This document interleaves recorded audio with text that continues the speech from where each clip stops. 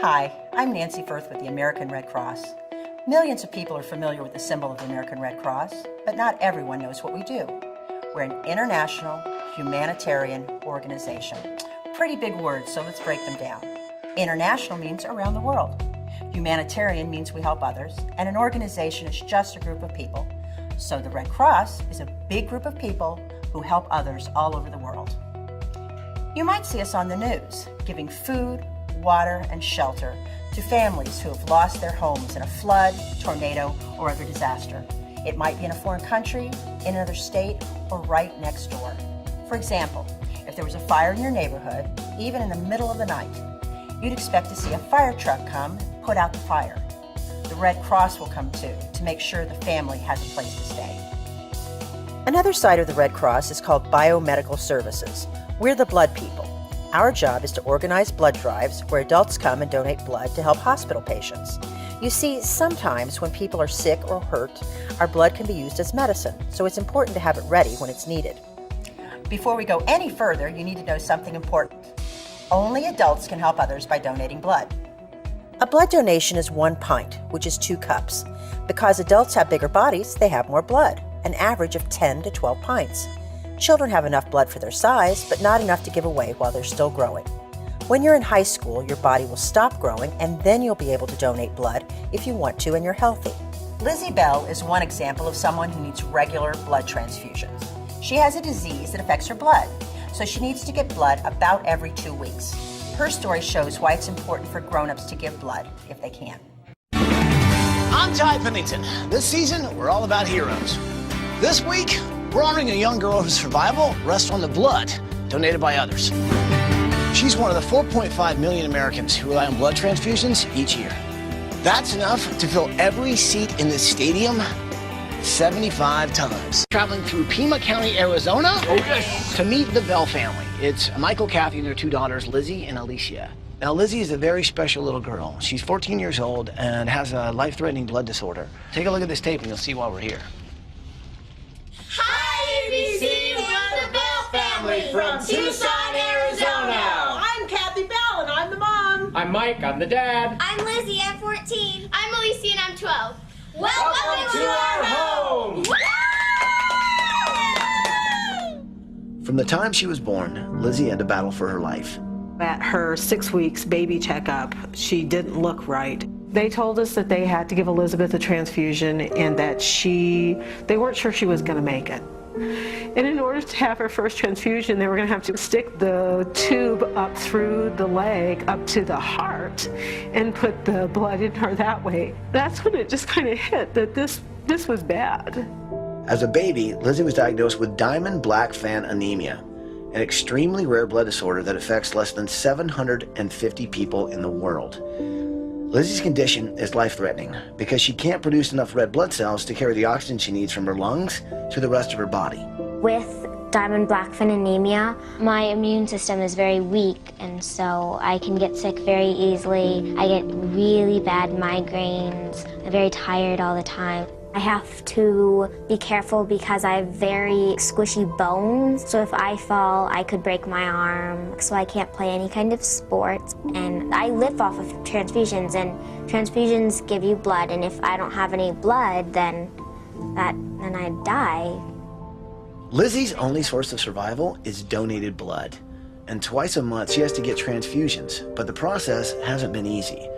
When she was only 4 years old, Lizzie and her mom went on a routine trip to a blood bank. But they were shocked to find out that blood was in short supply. I looked at the refrigerators and I was just like, where's all the blood? And the nurse was like, it's a really low season. We didn't get very much blood. And that's when I knew I needed to do something.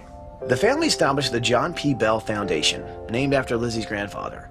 And Lizzie became a non-stop force in raising awareness about the need for blood donations.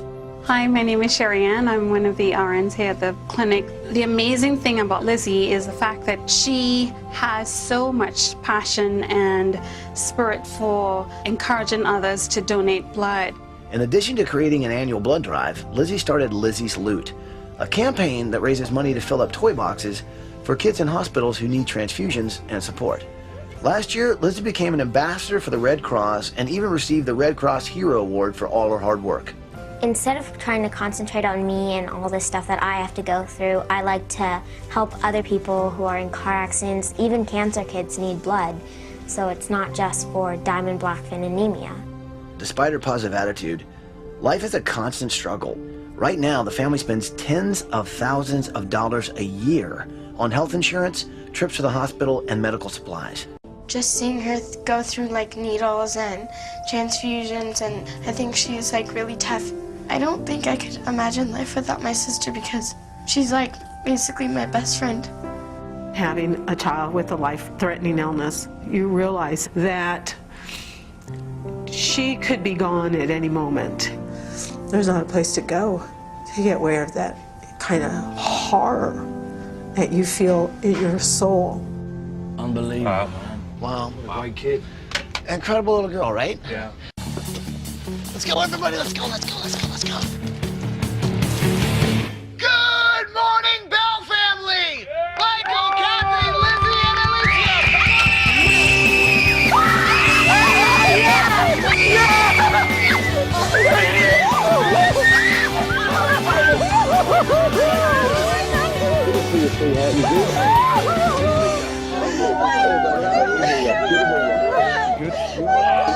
I meet a lot of people, but I don't meet too many 14-year-olds that are as courageous as you are, and I want to make a huge difference out there. Everyone lives off of blood, but I can't go out and buy everyone blood who needs it, so it's just important. Did you notice a difference between Lizzie and her younger sister? Lizzie is shorter. Usually, we'd expect the older sister to be taller. And Lizzie is shown wearing a hat or a sweater or wrapped in a blanket, even though she lives in Arizona, which is in the desert and usually hot. That's because Lizzie's body doesn't make enough red blood cells, and red blood cells help keep our body warm. These are red blood cells. They are very small cells with one big job. They carry the air that we breathe from our lungs to all parts of our body. They're pumped out by our heart and travel through our veins, delivering oxygen, which gives us energy, helps our body stay warm, and helps us grow. Without enough red blood cells, people are very tired and weak. Healthy people have trillions of red blood cells. They are made in our bones and make up almost half of our blood. Red blood cells are used in the hospital for patients who have lost a lot of blood. Maybe in an accident, like a car wreck, or maybe they're having an operation and the doctor thinks they'll need blood. Another part of our blood is a platelet. A platelet is a special cell that doesn't really do much until we're hurt. But when we get a cut or scrape, a signal is sent through our body and the platelets change. They become sticky and go to wherever we're cut. They stick together to stop the bleeding, like your own personal Band-Aids. When they dry up, they form a scab.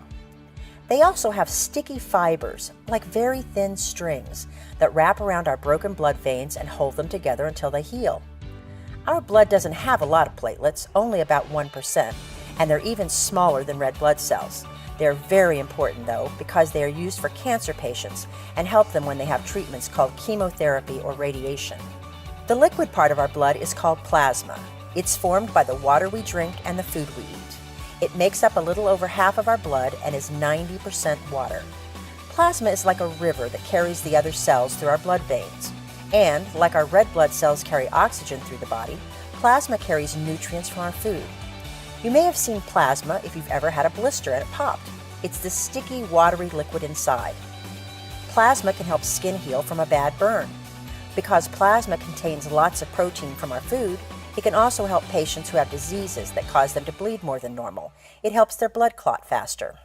The last blood cells to mention are the white blood cells. They are our body's police force. They keep us healthy by fighting germs and bacteria. White blood cells are also called leukocytes. We usually don't send these to the hospital. They are fighters and sometimes cause trouble, so we take them out. Now that you know about blood, let's find out what happens when people come to donate. Sometimes when people haven't donated blood before, they're a little nervous or worried about what might happen. But giving blood is easy for most grown-ups. It's 4 simple steps. First, you sign in. We call this part reception. You can type in your name on our laptop computer, or if you've donated blood before, scan your donor ID card.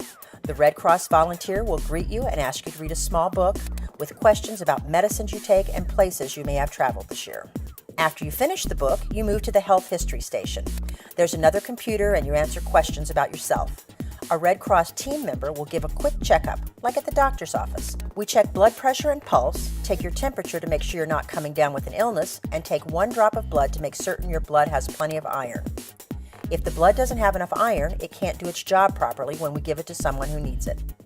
Once the health history is done, we move on to the collection room. Donors sit on a large, comfy chair, put their feet up, and a Red Cross team member takes a pint of their blood. This part involves a needle, but most people say it doesn't hurt. It takes about 10 minutes to complete the donation, and then you get a Band-Aid and move on to the 4th step, which is my favorite: snacks. After the donation, you get to choose something to eat. There are cookies and crackers and raisins. There are bottles of water and some flavorings to add if you like. We give donors snacks and a beverage for 2 reasons. First, it allows them to sit for a few minutes before they leave the blood drive. We want to make sure they're feeling good before they go out. Second, eating and drinking help our bodies start rebuilding the pint of blood that was given away. Like we learned earlier, our bodies use food and water to make plasma, so it's good to eat after you donate. The donation part of our blood drive is over. Now our laboratory team gets started. After each donation, the blood collection bag and sample tubes are carefully packed and shipped. The tubes are sent to our national testing lab, where we make sure the blood is safe. We also need to match the blood from our donor to our patients, so we test for blood types. Every one of us is born with our blood type, just like we're born with our eye color. The blood types are A, B, O, and AB. A is the most common, and AB is the least common. Type O is called the universal donor because everyone can receive it.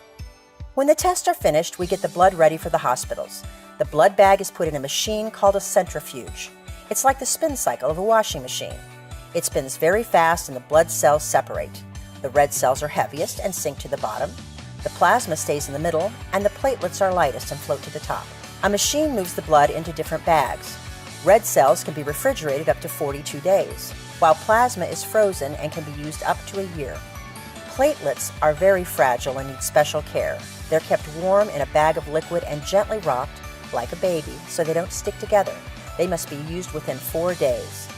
Our blood products are shipped out to area hospitals every day for patients in need. As students under the age of 16, you're not yet able to give blood, but you can still help. Your school is holding a blood drive. Please take home information and invite adults to come. Family, friends, and neighbors who are 16 or older and want to help others. Every 2 seconds, someone in our country needs blood.